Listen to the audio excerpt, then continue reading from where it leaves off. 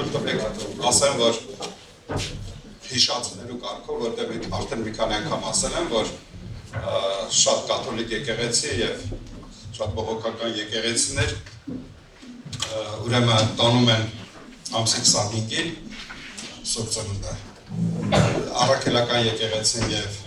ուղղափառ եկեղեցին ամսի 6-ին եւ 7-ին։ Թույլ տվեք ուրեմն բոլորիդ նորից շնորհավորել, այս տարվա առաջի հավաքույթն է, հուսամ որ լավ ենք սկսել, բացի ուտել խմելուց նաև կարևոր է Աստծո հետ ժամանակ ունենալ, հուսամ որ այդ ժամանակը ունեցել եք։ Բաց եղեք ավետարանի առաջ, բաց եղեք Աստծո խոսքի առաջ, դուք իրոք հերոսներ եք, որ կարողացել եք այս եղանակին գաք ստեղ ժամանակվա այս ժամանակվա մեջ, որովհետև դուք ունեիք տասնյակ պատճառներ, որ չգայիք այսօր Աստծո, բայց այսօր կարողացել եք գաք թողնել ինչ-որ բաներ, ինչ-որ ծրագրեր եւ կարողացել եք ներկա լինեք Աստծո տանը, Աստծո խոսքը լսելով։ Գովելի է թե իմ կողմից, թե Աստծո կողմից։ Աստված օրհնի ձեզ, թող բոլորիդ տարին շնորհավոր լինի եւ Սուրբ Ծնունդ։ Քարոզը, որ պատրաստել եմ, կոչվում է ուրեմն երկնային նավիգատոր։ Սենց մի քարոզը դարձրել, բայց ուզում եմ Սուրբ Գրքից կարդանք, հատ-հատ նայենք այդ տեղը։ Մատթեոս ավետարան, 2-րդ գլուխ, 9-րդ խոսք, շատ համահունչ է այսօրվա հետ, որտեղ Սուրբ Ծնունդ է այսօր։ Տեսնենք Հիսուսի ծնունդը ինչպես եղավ։ Երբ որ մոգերը, երբ որ լսեցին թագավորից, գնացին։ Եվ ահա այն աստղը, որ տեսան արևելքում, նրանց առաջից գնում էր։ Մինչև որ եկան կանգնեցին այնտեղի վրա, ուր էր երեխան։ Հաջորդ խոսքը կարդանք 10-11։ Եվ երբ որ նրանք տեսան այն աստղը, մեծ ուրախությամբ ուրախացան։ Եվ երբ որ տուն մտան, գտան երեխային իր մայր Մարիամի հետ եւ ընկնելով երկրպագեցին նրան եւ իրանց գանձերը բացին, ընծատվին նրան ոսկի, կնդրուկ եւ զոմուս։ Հիմա 9-րդ խոսքից ես ուզում եմ մի փոքր նայենք։ Երբ որ ասում եմ, ահա աստղը, որ տեսան արևելքում, նրանց առաջին գնում էր, մինչև որ եկավ կանգնեց այնտեղի վրա, ուր որ Հիսուս մանուկ էր։ Ինչ է բացատրում խորհրդանշում աստղը։ Ինքը Սուրբ Գիրքը ինքը իրան մեկնաբանում է, որպեսզի կարողանանք հասկանալ, թե ինչ է իրանից ներկայացնում այդ աստղը այս օրերի մեջ։ Բերեք բաց անենք հայտնության թղթեր 1:20 խոսքը։ Հայտնություն 1:20։ Այն 7 աստղերի խորհուրդը, որ իմ աջ ձեռքի մեջ տեսա, ուրեմն Աստծո աջ ձեռքի մեջ կար աստղեր։ Եվ դա բաներ նշանակում։ Այն աստղերը, որ դու տեսար, այն 7 ոսկե ճրագակալները, այն 7 աստղերը 7 եկեղեցիների հրեշտակներն են։ Եվ այն 7 ճրագակալները 7 եկեղեցիներն են։ Կարծես Սուրբ Խոսքը ինքը իրանի մեկնաբանի, որ Աստծո ձեռքերի մեջ ան աստղերը, որ կային, դրանք 7 եկեղեցիներն են, կամ եկեղեցու հրեշտակներն են։ Եվ ասում է, որ այն աստղը, նորից վերադառնանք Մատթեոսի ավետարան, ասում է, եւ այն աստղը, որ տեսան արևելքում, սկսեցին այդ աստղի ուղղությամբ գնալ։ Ես չգիտեմ այդ ժամանակ ինչ աստղագիտություն է եղել, բայց մոգերը լավ կարողացել են տիրել այդ գիտությանը եւ աստղերով կարողացել են որոշել, թե որտեղ է ծնվելու աշխարհի փրկիչը։ Եվ երբ որ աստղը առաջնորդում էր նրանց, գիտեք մոգերի ձեռքին չկար ոչ քարտեզ, ոչ էլ կար նավիգատոր, որ խփեին գնային։ Իրանք առաջնորդվում էին երկնային նավիգատորով։ Եվ երկինքը իրանց առաջնորդում էր։ Եվ եկան այնտեղ, որտեղ որ Տեր Հիսուս Քրիստոսն է։ Գիտեք, այսօր էլի աստղեր կան, խոսքս այն աստղերի մասին չի, որովհետև այսօր ամեն մարդ փորձում է աստղ լինել։ Միայն թե այդ աստղերը ուրիշ տեղ են առաջնորդում։ մարդկային։ Աստղեր կա, որ մինչև ձեր յոլկի մոտ է տանում, մինչև տնածառի գլուխը։ Աստղեր կան, որոնք որ շոումեններ են, հա, որոնք որ իրանց փառքի մասն են խոսում, բայց ճշմարիտ Աստծո աստղները առաջնորդում են Հիսուսի մոտ։ Առաջնորդում են, ցույց են տալի այն տեղը, որտեղ է Հիսուսը գտնվում։ Հուսամ, որ եթե մեկը այսօր իրապես ճշմարիտ աստղ է, նրան հետևելով կարող են գալ, ուր գնացին, տեսեք 10-րդ խոսքում, ասում է, եւ երբ որ նրանք տեսան աստղը մեծ ուրախությունով ուրախացան շատ, եւ երբ որ տուն մտան, այսինքն աստղը բերեց մինչև այդ տան մոտ։ Երբ որ մտան տուն, նոր երեխայի հետ հանդիպեցին։ Ես ուզում եմ, որ դու էլ լինես մի աստղ այսօր Աստծո ձեռքերի մեջ, նրա ձեռքերի մեջ, որտեղ ասում դա եկեղեցին էր, իսկ դուք եք կենդանի Աստծո եկեղեցին։ Թող այդ եկեղեցին, որը որ իրապես աստղ լինի, որ այն խավարի մեջ նստած ժողովուրդը մեծ լույս տեսնի։ Եվ գիտեք, ես լսել եմ, որ մարդիկ ասում են հաճախակի ախպեր ջան, ինձ մի նայի, Հիսուսին նայի, կամ մարդուն ես նայում, դու Տիրոջը նայի։ Կարող եք ինձ ասել, իսկ որտեղ է Տերը գտնվում, իսկ որտեղ է Հիսուսը։ Դու պետք է լինես հենց այն մարդը, որ դու ցույց տաս Հիսուս Քրիստոսին։ Մարդիկ պետք է քեզանով ճանաչեն Հիսուս Քրիստոսին։ Եվ ասում են, դուք եք աշխարհի լույսը։ Մի լույս, որը որ ասում են լույսը չեն վառում դնում դրվանակի տակ, այլ դնում են բարձր տեղ, որ բոլորին լույս տա։ Դու ասում եմ մարդիկ տեսնելով ձեր բարի եւ արդար վարքը պետք է գան եւ երկրպագեն Աստծո, ճանաչեն ճշմարիտ Աստծո, ճշմարտությունը ճանաչեն։ Իսկ երբ որ ցավալիորեն մի հայտի մեծ աստվածաբան կար, Փիլիսոփ աստվածաբան Սեպերջան, ովքեր լսել են, այո, Սեպերջան, երբ որ ասում է երկնքում տեսնում եք աստղեր, որ ընկնում են, ժամանակավոր լույս են արձակում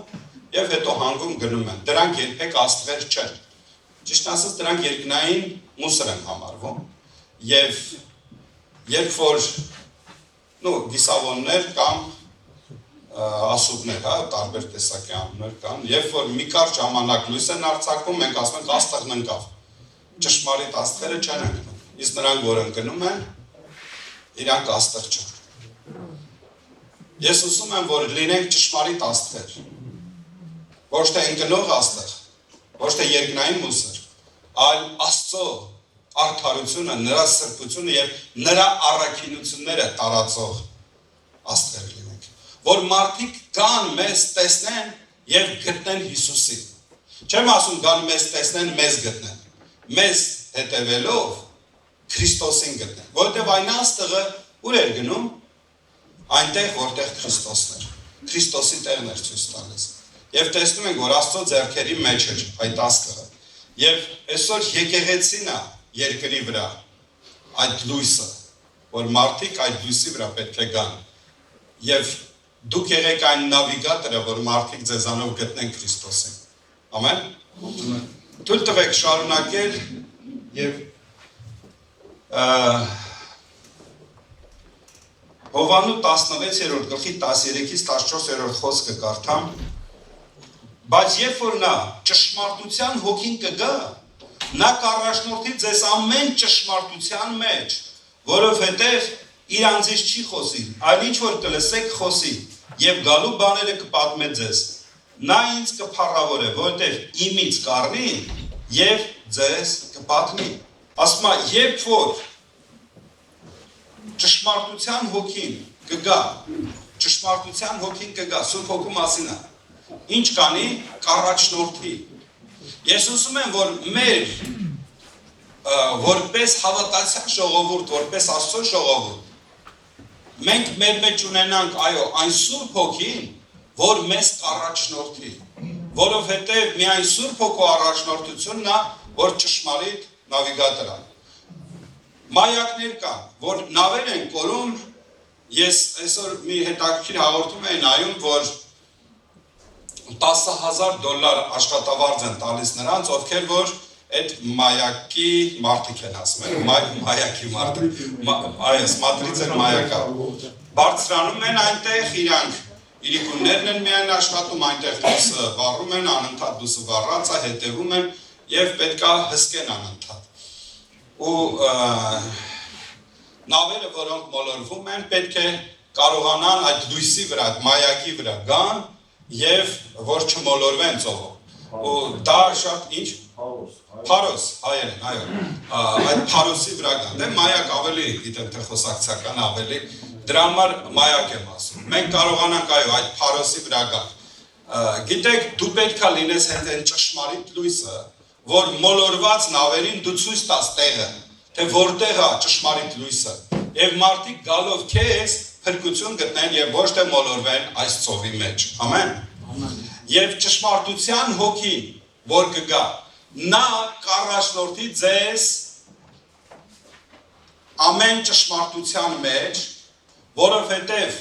իր անձից չի խոսի, այլ ինչ որ կլսի, Հիսուսն ասում է, ինչ որ ինձանից կլսի, ձեզ կպատմի, և հետաքրքիրը գիտեք որ նա, որ ասում է, գալու բաները ձեզ կպատմի, և ինձ կփառավորի, հաջորդ խոսքն է երևի, հա, իր անձից չի խոս, նա ինձ կփառավորի, որովհետև իմից կառնի և ձեզ կպատմի։ Աստծո Սուրբ Հոգին քեզ առաջնորդում է դեպի Քրիստոս նրան փառաբերնելու, նրան երկրպագելու, նրան գովաբանելու։ Այն մոգերը, որոնք որ առաջնորդվեցին երկնային մայակով, հա, այդ Փարոսով կամ նավիգատորով, եկան Քրիստոսին գտան և ինչ արին։ Երկրպագեցին։ Գիտեք, երբ որ Իսրայել ժողովուրդը անապատից դուրս եկավ, ասում է գիշերը կրակի սյունով էր առաջնորդում, իսկ ցերեկը ամպի սյունով։ Հարց եմ տալիս, այդ ժամանակ էլի քարտեզ չկար, նավիգատոր չկար։ Բայց ժողովուրդը Աստծո, Աստված իր նավիգացիան էր ուղարկել մարդկանց մեջ, որպեսզի կարողանան կողմնորոշվել ուր գնան։ Իսկ ինչի ցերեկը ամպի սյունով, մի անգամ ստեղծվել է, որ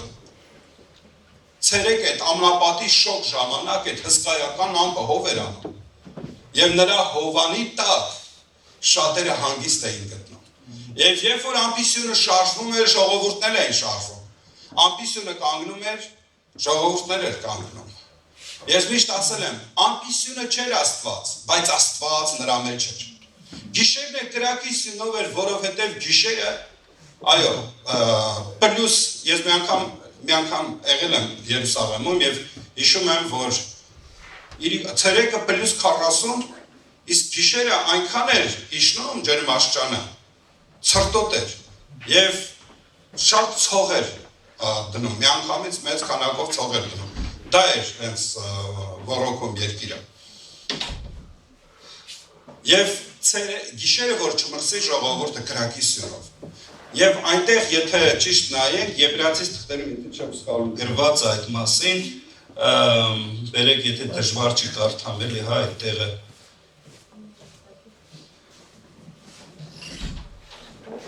Սաղմոս 78:14, եթե դժվար չի բացենք։ Ցերեկը առաջնորդեց նրանց ամպով և ամեն գիշեր կրակի լույսով։ Կրակի սյունը նաև ասմա լուսավորություն էր նրանց համար։ Հսկայական, ես պատկերացնում եմ, չգիտեմ ինչ կանա, որովհետև եթե չեմ սխալվում Աստվածաշնչում ավակ կարող է հիշել չափսերը տված է այդ ամպի, տված չէ։ Ես ինչքան հիշում եմ, դա պետք է լինի հսկայական մեծ ամպի սյուն, դա պետք է լիներ հսկայական մեծ կրակի սյուն և նրա լույսով ամբողջ գիշեր կարող էին շարժվել։ Ուզում եմ, որ իմանաք, որ Աստված առաջնորդում է իր ժողովրդին։ Այն ժամանակ էլ առաջնորդել, ամպով ու կրակի սյունով, Հիսուսի օրոք էլ առաջնորդեց և հիմա էլ առաջնորդում։ Այն ժամանակ, եթե այդպես հետո ասպետներ, որոշ հեթանոսների համար առաջնորդությունը, հիմա Աստված ուղարկեց ճշմարիտ իր հոգին, Սուրբ Հոգին, որ ամեն մեկս կարողանանք Սուրբ Հոգով առաջնորդվել։ Եվ Սուրբ Հոգին առաջնորդում է մարդուն դեպի Քրիստոս։ Նրան ճանաչելու, նրան երկրպագելու եւ նրան մեծարելու։ Օրհնյալ լինի նրա անունը։ Եվ Սաղմոս 43:3 ուղարկիր քո լույսը եւ քո ճշմարտությունը։ Նրանք առաջնորդեն ինձ եւ տանեն ինձ դեպի քո սուրբ սարը, դեպի քո բնակարանները։ Ուղարկիր քո լույսը եւ քո ճշմարտությունը։ Երբ որ գալիս է Աստծո ճշմարտությունը, երբ որ գալիս է Աստծո հոգին, երբ որ գալիս է այդ լույսը, ուր է առաջնորդում մարդկանց։ Այդ ուշադիր եք, ուր է առաջնորդում։ Նրանք առաջնորդում են դեպի Աստծո բնակարանը։ Ուստի այո, Տիրոջ լեռը որտեղ որ Աստծո բնակարանն է, այսինքն որտեղ Աստծո բնակարանն է, որտեղ Աստծո ժողովուրդն է բնակվում, այնտեղ է Տիրոջ լեռը։ Այն որ ասում է եկեք Տիրոջ լեռը բարձրանանք, հիմա կարիք չկա գնանք Սինա լեռը բարձրանանք։ Երբ որ ասում է Տիրոջ լեռը բարձրանանք, Սուրբ Գիրքն ասում է իմաստուն մարդը իր տունը ժառի վրա սարքեց։ Եվ անձրևները եկան, գետերը հորդեցին, զարկեցին այդ տունը չքանդվեց, որովհետև ամուր հիմքի վրա էր կառուցված։ Գիտեք, երբ որ ամուր հիմքի վրա չի կառուցված տունը, ինքը փլուզվում է անձրևներից, փոքր փոթորիկներից։ Տեսնում ես, այս մարդը եկավ Աստծուն, եկավ եկեղեցի, մի որոշ ժամանակ եկավ ու անհայտացավ։ Ժամանակավոր աստղ էր, հայտնվեց ու գնաց։ Կամ կարծես թե հիմք չկար, մի փոքր անձրև ու քամի եւ այդ տունը քանդվեց։ Լսեք, Աստծո ժողովուրդ, այնպես կառուցեցեք ձեր տները, այնպես կառուցեցեք ձեր կյանքը, այն ճշմարիտ հիմքի վրա կառուցեցեք, որ ոչ մի անձրև ու քամի, ոչ մի փոթորիկ չկարողանա այդ տունը ջարդել, որ չքանդվի։ Ավազին սարքածը մի փոքր քամուց էլ կքանդվի, բայց ժառի վրա հիմք ունի, նա չի փլուզվում անձրևներից ու փոթորիկներից։ Ասում է ուղարկիր քո լույսը, քո ճշմարտությունը, քո լույսը, նրանք առաջնորդեն ինձ եւ տանեն ինձ դեպի քո սուրբ սարը եւ դեպի քո բնակարանները։ Մի քանի տարի առաջ էր երազեի տեսել, հիշում եք երևի ստեղի բանում էին կամ Բալգարսկիային կամ էլ դմոյում ենք։ Ես հիշում եմ լավ այդ երազ պատմեցի, որ մենք գտնվում ենք ժառի վրա եւ պայթյուն եղավ եւ անձրևները այդ ուժեղ մեծ ջրեղեղի նման բարձրացան ջրերը եւ փոխանակցած գնային այլ սարն էին բարձրանում։ Եվ ուզեցի հասկանամ ինչա կատարվում, արյուններ դարձան, մոտիկացան ոտքերիս, ընդամենը քիչ էր մնացել եւ տեսա ոչ թե դրանք ջրեր են, այլ արյուն էին։ Եվ մի ձայն ասեց, որ պատերազմը սկսվում։ Ուղիղ 2 շաբաթ հետո սկսվեց այն ինչ որ եղավ։ Եվ ես ուզում եմ ասել, որ այնտեղ կար բնակարաններ եւ Աստծո ժողովուրդ այդ ժառի գագաթին էին։ Գիտեք, ոչ մի պայթյուն, ոչ մի դժվարություն ու նեղություն։ Ասում եմ, եթե դու պահեցիր իմ խոսքը, ես էլ քեզ պիտի պահեմ այն բոլոր նեղություններից, որ գալիս են երկրի վրա։ Փարավոնի առաջ որ կանգնեց Մովսեսը, ինչ ասեց։ Ասեց, բաց թող իմ ժողովուրդ տանեմ։ Անապատում ինչի համար։ Երկրպագության եւ մյուս տեղ ասում եմ զոհաբերության։ Երկրպագությունը եւ զոհաբերությունը դրանք զուգահեռ են գնում։ Վերջին օրինակն եմ ուզում ասել։ Նոր տարի է, բոլորը երևի սիրում են այդ փոփոխ ջարդելը։ Հասկանում եմ, որոշները միանգամից պատրաստ են առնում, բայց ես սիրում եմ ջարդել, որովհետև դա ավելի նատուրալ եմ տենում։ Գիտեք, երբ որ ջարդում եմ փոփոխները, որոշ փոփոխներ կան, որ ջարդում եմ, մեջը թոզ է գալիս, փոշի։ Ես չեմ ուզում մեր արտաքինը փոփոխ լինի, արտաքինից մենք հավատացյալ լինենք, ներսից այդպես փուչ փոփոխ լինենք։ Ներսից պաշտպանություն չկա։ Արտաքին աստվածապաշտության կերպարը կարող ենք ունենալ, բայց ինչ կա մեր ներսում, ինչպիսին է մեր ներսը։ Աստված հաճենում է այն մարդկանց, որոնք իրենց ներսում ունեն այդ Սուրբ Հոգու պտուղը, որոնք իրանց ներսում փուչ չեն, որոնք ունեն ճշմարիտ երկրպագություն,